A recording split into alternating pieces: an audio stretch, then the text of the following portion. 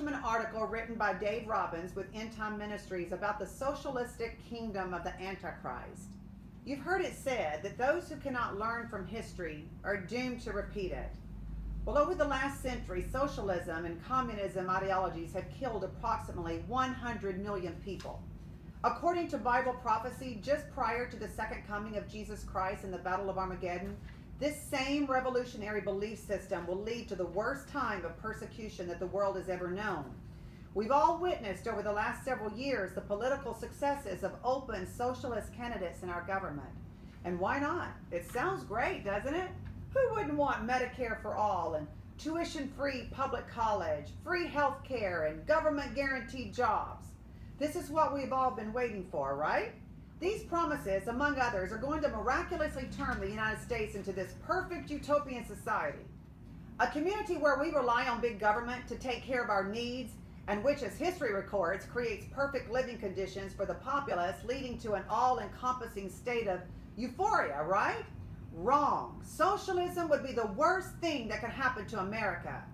You know, there could be many articles written just on that statement, but for the sake of time, we're going to focus today just on two reasons why. First of all, socialism always sounds great in the beginning. However, true socialism is governmental ownership and administration of the means of production and distribution of goods.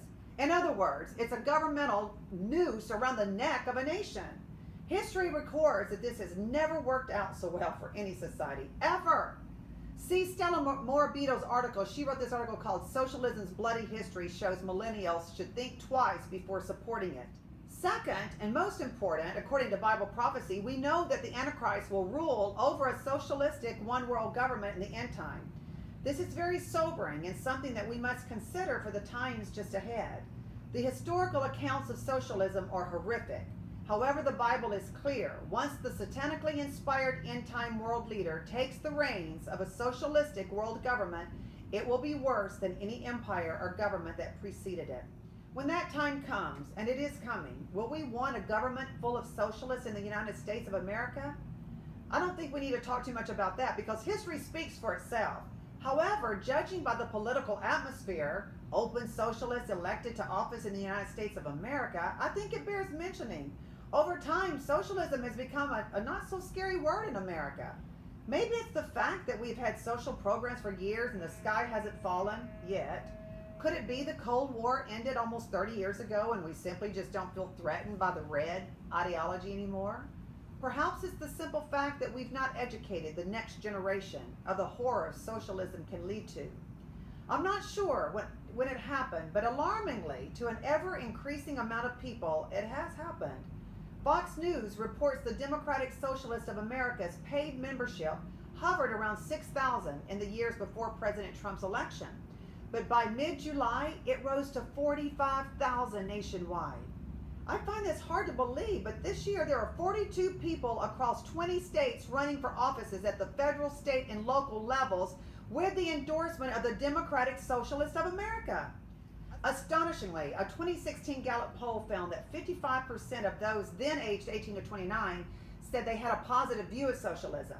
A recent YouGov study commissioned by the Victims of Communism Memorial Foundation found that 44% of millennials would prefer to live in a socialist country. With that said, and knowing what the Bible prophesies for the end time, I think we should all take a step back and remember the dangers the full implementation of this ideology can lead to. Mariam Smith is executive director of the Victims of Communism Memorial Foundation in Washington, D.C. In a recent article in Political Magazine, he stated, the Bolshevik Revolution in Russia showed the danger of combining socialist ideas with totalitarian violence, which created modern totalitarian communism. It was Bolshevik leader Vladimir Lenin who expressed a sort of unifying theory, finally achieving Marx's goals. In striving for socialism, Lenin said in 1917, we are convinced that it will develop into communism. The result in more than 40 national experiments since then has been either totalitarian dictatorship or economic collapse, costing some 100 million lives before the communist experiment collapsed in Europe and the Soviet Union. History has repeatedly shown that socialism leads to totalitarian regimes, economic collapse, and death. Some might say, but not in America, right? Well, in 2005, the National Committee of the Communist Party USA approved the final text of its party program. The following are a few excerpts from that text, which clearly reveals their intentions. It says, the struggles for the immediate demands and reforms needed by working people today are essential steps toward our ultimate goals of the revolutionary transformation of society and the economy towards socialism and then communism. That's what it says. It goes on to say, socialism would bring social ownership to the commanding heights of the economy, the major industrial firms, the transnational corporations, banks and other financial institutions, the energy industry, much of the national distribution system, and the healthcare system, and run them as public utilities with publicly elected boards responsible to and for the public good and for long-term economic and environmental sustainability.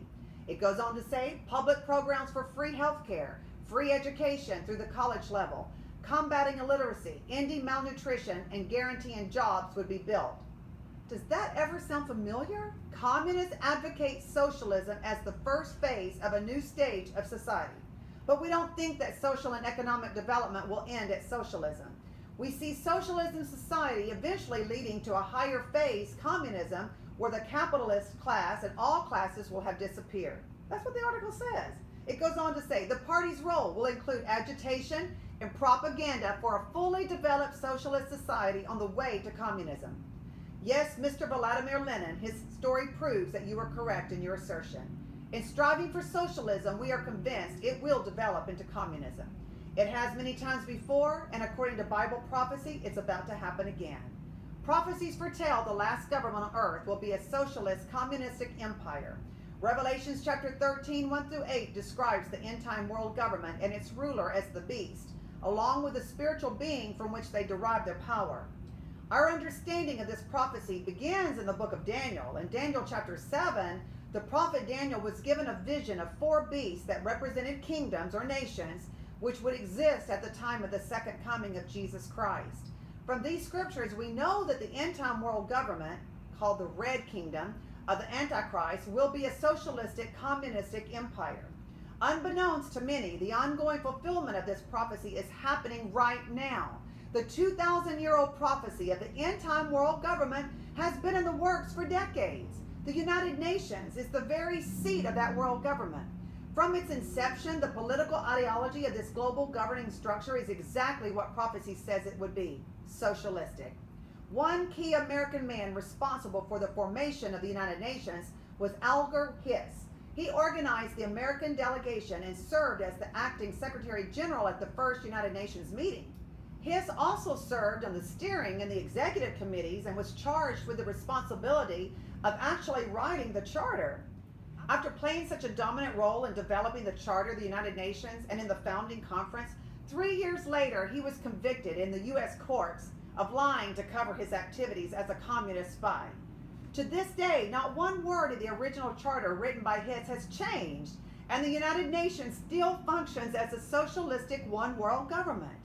From the beginning, every Secretary General has fully supported the socialistic platform of the United Nations.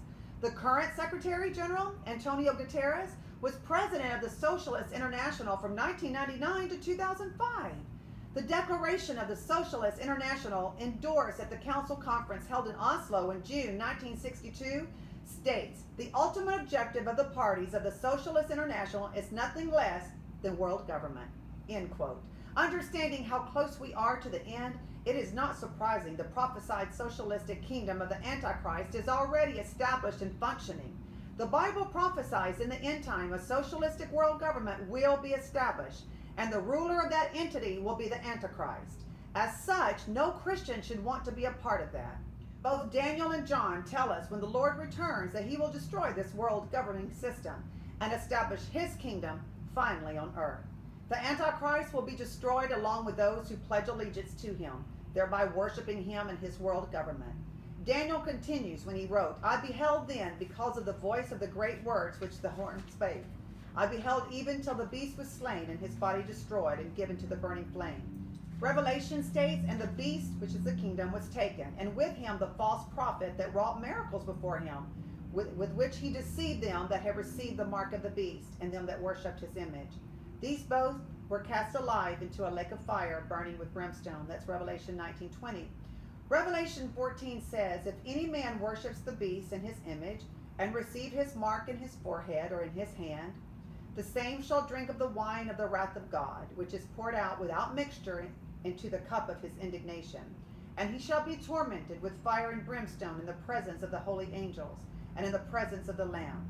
And the smoke of their torment ascendeth up forever and ever, and they have no rest day or night, who worship the beast in his image, and whosoever receiveth the mark of his name. That's Revelation 14:9-11. The Bible prophesies the Antichrist will be a socialist communist. A clear understanding of these prophecies lets me know two things. One, I don't want any part of the kingdom of the Antichrist. Number two, nor do I want to live in a nation that is. Folks, Jesus is coming very, very soon. And are you ready? Jesus is the answer.